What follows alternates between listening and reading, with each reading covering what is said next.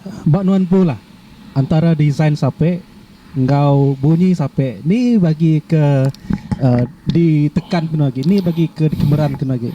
Okey, tok aku kumpul lah. Oh, kualiti bunyi. Nanti aku nak murah aku nanti aku kumpul pendapat aku sampai tok bakal aku sebab sampai player lah.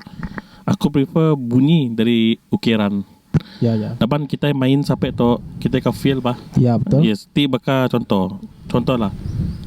Non kaca design tu bunyi pun nanti apa pun dari feel. Dari feel lah. Bah aku lah. Ya, orang lain lah. Ya. So bagi aku memang prefer aku sound duduk lah. Barunya second baru aku ukiran. Ya.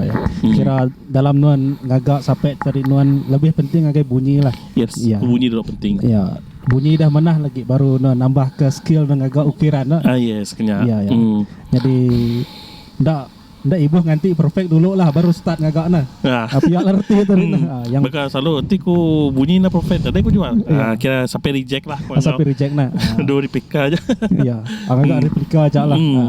Jadi paling penting bunyinya dah steady, kira sempurna bak bunyi tadi dah udah jual dah. Yes. Ya.